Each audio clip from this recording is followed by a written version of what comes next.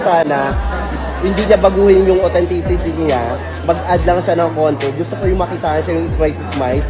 Tapos nakita ko siya kagabi, sinasabi ko, umiiyak ako sa live ko kagabi kasi tuwan-tuwa ako. Kasi nire-represent mo hindi lang sarili mo, pati tayo at buong bansa natin. Thank you for that. Thank you. Tulad nga na sinabi ko, yung ganyan gown mo, hindi mo kailangan ng mga sequins, rhinestones, or whatsoever. Ikaw yung accessories ng damit. Grabe, diba?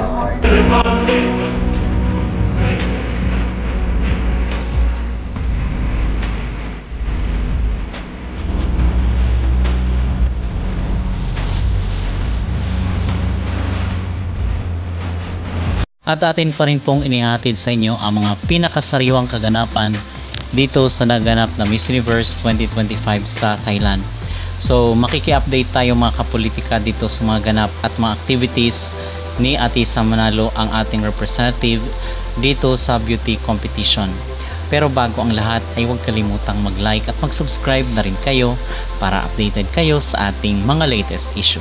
So ngayon ay 5th day na, day 5 na ng Miss Universe 2025 at hindi po tayo binibigo ni Atisa sa kanyang mga daily looks at mga pasabog dito sa nasabing kompetisyon. So ngayon is nagpunta itong Miss Universe representatives dito sa Blue Elephant Restaurant at nakipag-meet rin itong si Atisa sa kanyang mga kapwa Asian at tinuruan po ni Atisa itong kanyang roommate na si Miss Panama kung paano mag-pose. So aside from this mga kapolitika, nagkita rin po itong si Vena at si Atisa dito sa Blue Elephant Restaurant kasama ang ibang mga candidate. So yun po ang mga pinakasariwang kaganapan ni Atisa Manalo at ng ibang mga representatives, mga candidate dito sa Miss Universe 2025 ngayong araw November 6. So aside from this is atin rin pong pag-uusapan pala mga kapolitika itong mga negativities na tinuthrow ng mga bashers at ng ibang mga bansa dito kay Atisa. Kasi kung yung matandaan yung eksena ni Nawat at ni Mexico doon sa sashing ceremony is na-drag rin pala doon si Atisa kasi nung nag-walk out to si Mexico at sumama yung ibang mga candidate ay nasaan daw itong si Atisa Manalo, bakit hindi daw siya nakisimpatiya doon sa candidate ng Mexico na binastos daw ni Nawat. So ang sabi nila, ang sabi ng mga Latinos ay nasaan daw yung tinatawag na solidarity, nasaan daw yung women empowerment at yung pakikiramay ni Atisa dito sa kapwa kandidata na nasaktan di umano ni Nawat. So ang maging reaction ko dito sa kailang mga sinasabi kung bakit hindi nag-walk out itong si Atisa ay just as simply na ayaw ni Atisa ng gulo at ayaw niya mag-take sides, ayaw niya maapektuhan dito sa mga nangyayari. So ang sabi nila is malaking factor di umano yung aside doon sa issue na hindi siya nag-walk out is may issue rin siya doon sa pagpo-promote di umano ng online gambling. So hanggang ngayon is hindi nila tinitigilan itong si Atisa mga kapolitika dito sa pang-atake sa social media para lang madrag siya at matalo siya dito sa competition. So anyway, hindi naman din natin nakikitaan si Atisa na siya ay affected, siya ay stress or pressure dito sa mga accusations sa kanya. So patuloy lang po tayong nakasuporta sa kanya at nakikita natin na nag-enjoy itong si Atisa, and I believe that's all that matters. At bibigyan po pala natin ng reaksyon mga kapolitika yung naging comment ng ating kababayan doon sa ating post kay Atisa Manalo doon sa ating community na sinabi ko na imposibleng hindi napansin ng Miss Universe kung sino man yung mga judges ng MUO itong ganda ni Atisa na ipinakita doon sa opening ceremony ng MU 2025. So ang sabi nila is natabunan daw itong si Atisa at mas marami pa daw na stand out sa kanya. So yung ating pagpo-promote dito kay Atisa sa social media is part ng ating support sa kanya sa kanyang laban dito sa Miss Universe 2025. So kung yung mga negativities at yung mga bashing yung ating pairalin ay parang walang mangyari dito sa ating pinaglalaban, ating cause na magkaroon ng magandang placement itong ating manok sa Miss Universe 2025. So hanggang ngayon, in other words, ay malinaw na hindi pa rin talaga tinitigilan ng pangbabash itong si Atisa, even yung kanyang mga kababayan. So sana is-stop na po natin yung hatred at negativities towards Atisa kasi nakita natin na ginagawa niya ang lahat ng kanyang makakaya para ma-represent ng maganda ang ating bansa. So kung meron man po tayong comment about sa kanyang personality, wala na po tayo dyang magagawa mga kapolitika, kasi amin natin sa hindi ay pagdating talaga sa personality, yung malakas ang impact, talagang nangunguna dyan yung mga Latinas kasi napakalakas ng kailang personality, dominant yung kailang personality kung kumpara dito kay Atisa na medyo malambing, medyo sweet, medyo soft yung kanyang personality. So hindi mo siya pwedeng i-compare doon sa iba dahil magkaiba sila ng meron silang uniqueness na tinatawag or difference. So yung ibang mga candidates, especially yung mga Latinas, is meron silang sarili nilang yung tinatawag na prototype Latinas, meron yung prototype na Asian, meron ring prototype na Filipino beauty queen. So magkaiba po mga kapolitika, depende na lang po yan kung yung personality mo is magugustuhan ng judges.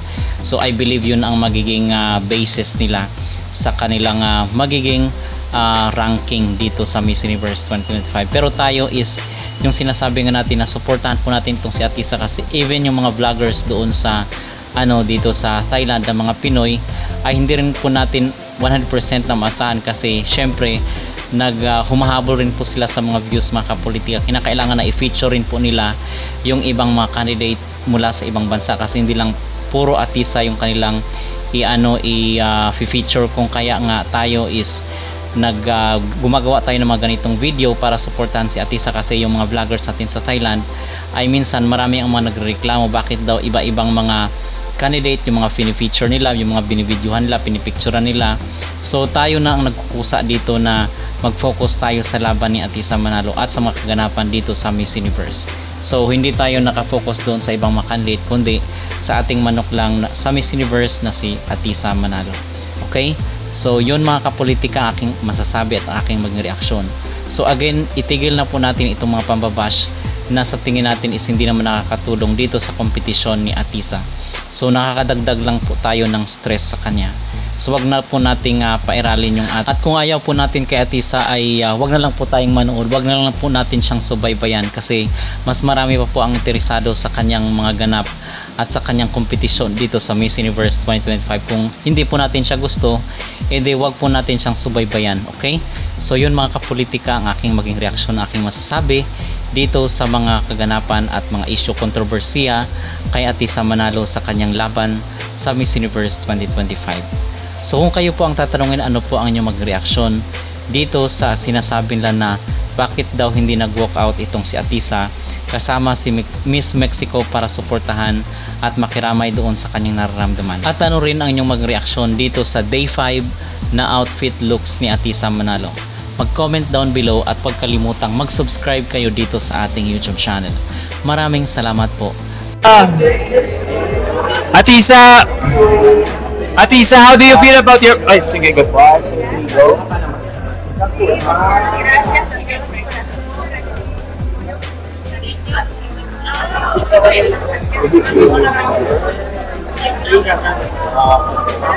Atisa, how do you feel?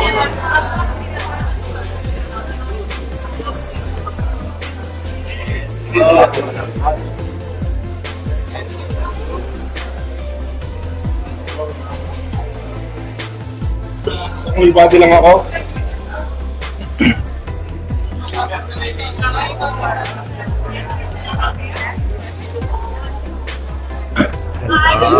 Atisa, ask ko lang na what is your best asset and why? My best asset?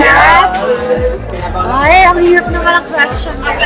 Uy, parang I feel like me as a whole and everything I've been through really makes me who I am, and I really feel like my asset is the whole of who I am. wow, beautiful. Ako naman tanungin mo kung anong best Oh, asset anong best ko. asset mo? Gusto mo lang atang tanungin kita eh, kaya ako ko Siyempre, ang best asset ko, ikaw.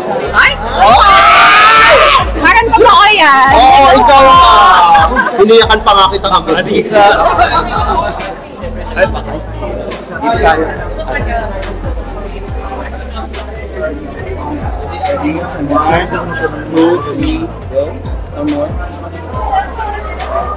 Nice to see you here. Atisa, Ano na kasi? nagko-content sila sa Empire. Okay. Hello, Atisa, how do you feel about your performance last night? Ang dami naming binulabog mo sa kabanguhan at ka-freshnessan mo. I'm very, very happy. I hope I made the Philippines proud. Yes. What was the strategy or for choosing Mark Bumgarner in that beautiful gown, tapos naka-slick back yung hair mo, naka-bun?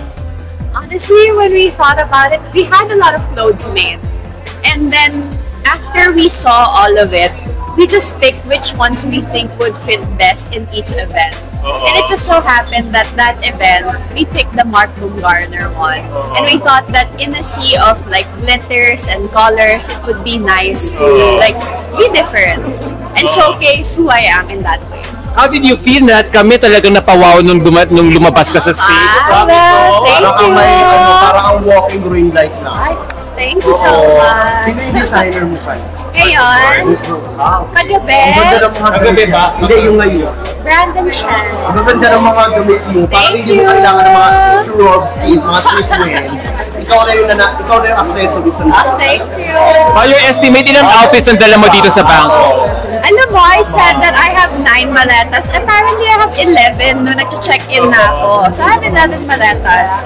And I think my stylist, Ryuji, AJ, and Patty, we put around together like 80 outfits. All in all. Yeah, Wow. 80. So, ano, naka-pre-planned na yun or namimili ka pa rin, nag-last minute change ka? So, nung 80, they gave me the free reins to choose whichever I would like to wear. So, ako yung nag-assign bago ako umalis. I assign which clothes I want to wear in certain events that I would feel most comfortable in.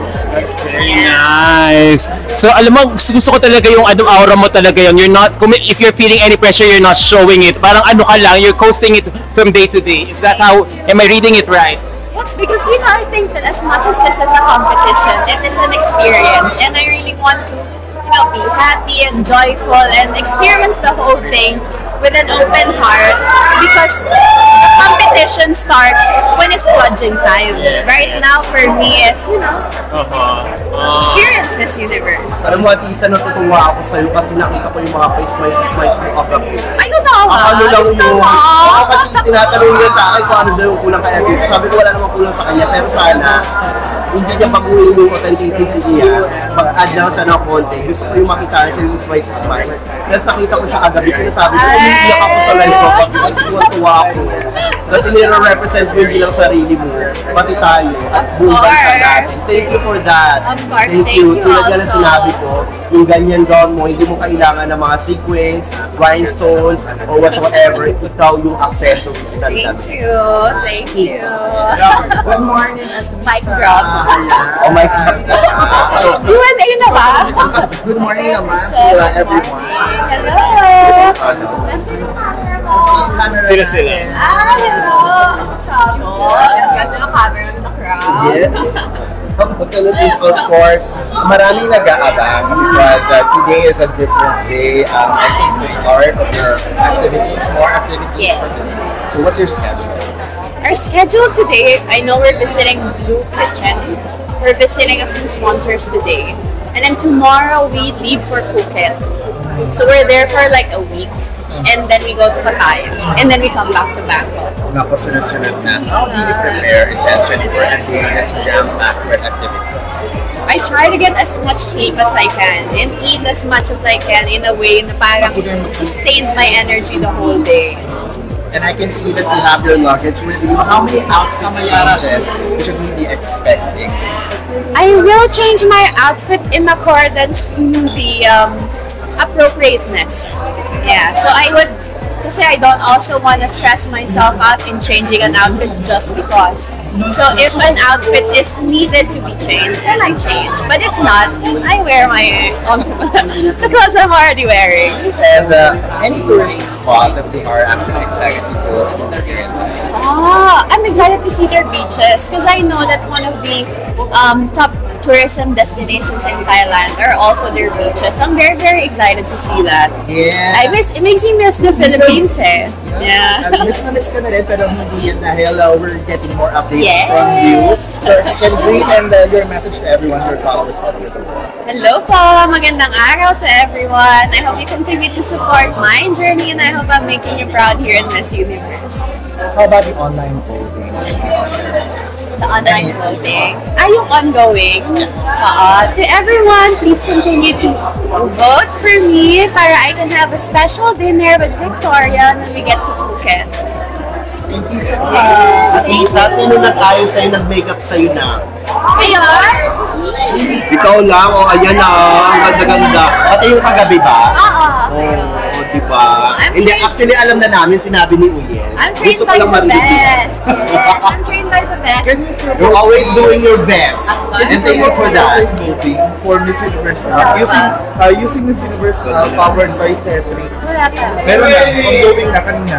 As in, in-announce Ano nila. na sila, at pwede nang mag-buy. Ano sabi? So, it's Isa. download Miss Universe app powered by Cedric. And then vote for Official Miss na to. Universe. Hindi pa namin hindi pa nasabi sa kanila. Tawag na. Ay, Ano na? where's your bag? Mamaya na lang. Alam na, call out, alam mo na.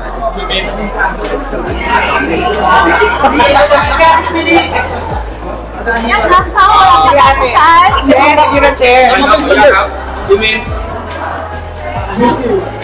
At least, Jem. Jem, tawag ko.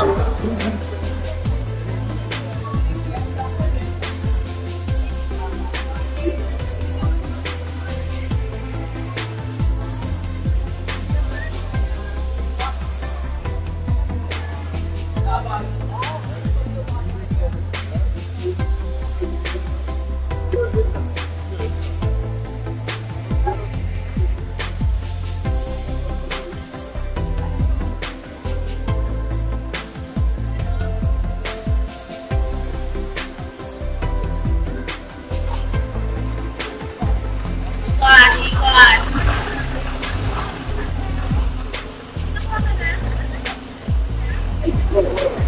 Ang sweet talaga ni Atis.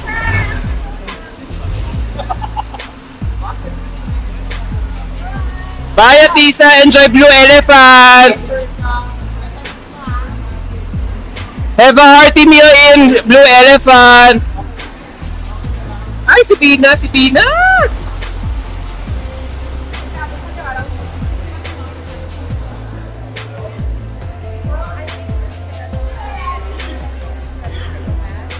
Can get inspiration, can uplift others, and also be professional, ready to work and ready to go around the world and be the face of the organization. And I believe that is true who I am. And I believe that resilience and everything I have been through have made me who I am today. And I'm so proud. And I do hope that I will get to be Miss Universe and work alongside with Miss Universe organization. Wow, beautiful. So, if the Miss Universe organization choose you as their queen this year, what can you offer to the community that we haven't seen before? Well, definitely inspiration, because I think nowadays the world, everything that's happening around the world, we need inspiration, we need courage, and we need to see more resilience, and we need to see someone who's an idol to young girls and younger generations. And I would want to be that example to all the next generation. So believe that they can follow their dreams if they do not give up. Wow, and let me tell you this, to be honest, you're a huge inspiration for joining Miss Universe Thailand, and now here you are, the Queen of Thailand. Thank you so much. Thank you. Ganda. Beautiful. So stunning. Enjoy today, okay? Sensitive.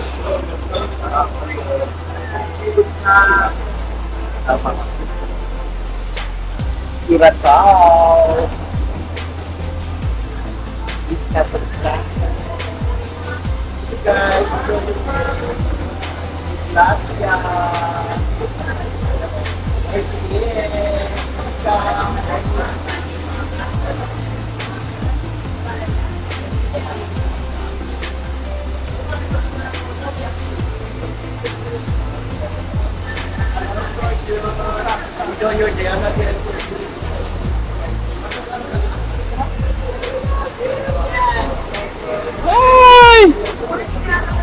Sleep well?